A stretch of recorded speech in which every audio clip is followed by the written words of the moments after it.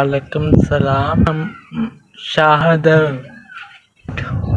8 ਭੈਣ ਭਰਾ ਨੇ ਸਾਰੇ ਟਾਈਫਾਇਡ ਹੋ ਗਿਆ ਤੇ ਮੈਂ 15 ਸਾਲ ਤੋਂ ਠੀਕ ਸੀ ਤੇ ਬਾਅਦ ਚ ਹੋ ਗਿਆ ਸਾਂ 10 ਸਾਲ ਤੋਂ ਬਿਮਾਰ ਸਾਂ ਤੇ ਲੋਇਆ ਲਾਲਣ ਖਰੀਦਣੇ ਤੇ ਪਾਪਾ ਦੇ ਪੂਪਾ ਦੇ ਭੇਜਦੇ ਨੇ ਤੇ ਫਿਰ ਜੀ ਅਗਰ ਜ਼ਿਆਦਾ ਥੋੜ੍ਹੇ ਪੈਸਿਆਂ ਨਾਲ ਹੁੰਦਾ ਹੈ ਥੋੜ੍ਹਾ ਬਹੁਤਾ ਮੇਰਾ ਕਮਾ ਕੇ ਲਿਆਉਂਦਾ ਬਹੁਤ ਥੋੜ੍ਹਾ ਹੀ ਮੁਸ਼ਕਲ ਹੁੰਦਾ ਬਹੁਤ ਜ਼ਰੂਰਤ ਹੁੰਦੀ ਦਬਾ ਦੀ ਤੇ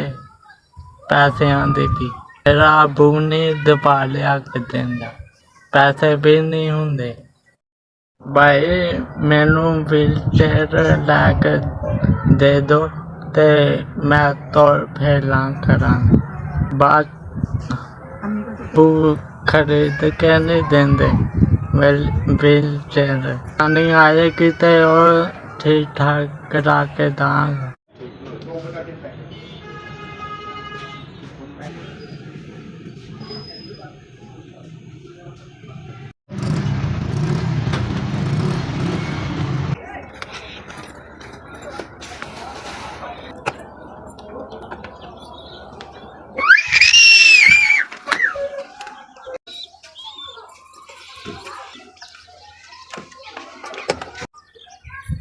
सोना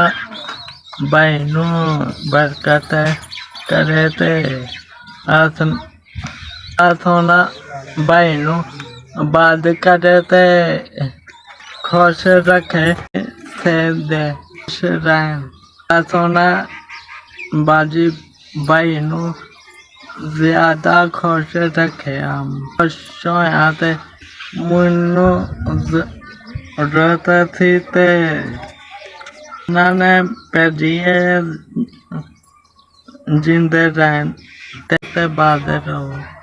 अल्लाह सोना तानू जिंदगी दी बाद खुश रखे।